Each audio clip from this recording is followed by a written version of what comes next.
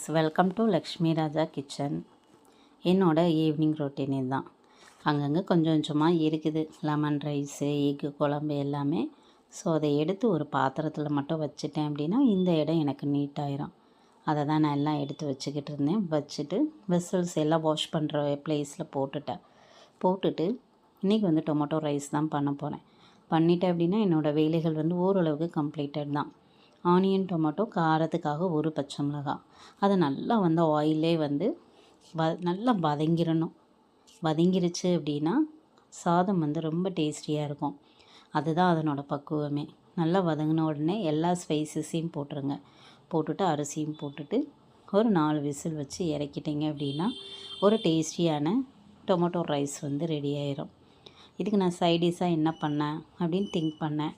But எனக்கு சீக்கிரமாக வேலை முடியணும். அதுக்காக நான் என்ன பண்ணேன்னா அப்பளம் வச்சுக்கிட்டேன். நீங்கள் வந்து எக்கு கூட நீங்கள் வச்சுக்கலாம். நான் வந்து அப்பளம் தான் இன்றைக்கி வச்சு முடிச்சுக்கிட்டேன். கொஞ்சம் கிராசரி ஐட்டம்ஸும் இருக்குது. அதையும் கொஞ்சம் எடுத்து வைக்கணும். எடுத்து வச்சுட்டேன் அப்படின்னா இருக்கிற ரிமைனிங் வேலையும் கம்ப்ளீட்டட்.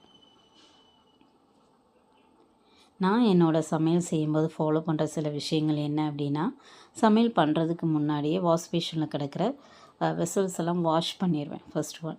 செகண்ட் ஒன் அப்படின்னு பார்த்தீங்கன்னா, க்ராசரி ஐட்டம்ஸ் தீர்ந்துருச்சு அப்படின்னா அப்பப்போ வாஷ் பண்ண போட்டுருவேன்.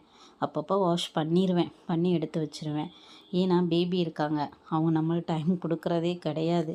பேபி இருக்கிறவங்க எல்லாருக்குமே தெரியும். அதனால் நான் என்ன பண்ணுவேன்னா அப்பப்போ போட்டு அதை எல்லாத்தையும் நான் வாஷ் பண்ணி எடுத்து வச்சுருவேன். மொத்தமாலாம் நான் பண்ண மாட்டேன். அப்பப்போ செஞ்சு முடித்ததுனால என் வேலைகள் ஓரளவுக்கு நீட்டாக சிம்பிளாக முடிஞ்சிடும். இப்படி தான் நான் ஃபாலோ பண்ணுறேன். ஃப்ரெண்ட்ஸ் பிடிச்சிருந்தா லைக்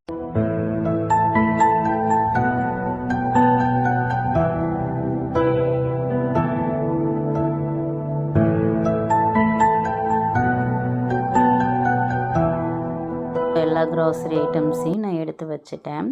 இதே மாதிரி தான் என்னோடய ரொட்டீன் வந்து டெய்லி வந்து போகும். ஏன்னா பாப்பா இருக்கிறதுனால அவங்க கொடுக்குற டயத்தை நான் யூஸ் பண்ணிக்கிடுவேன்.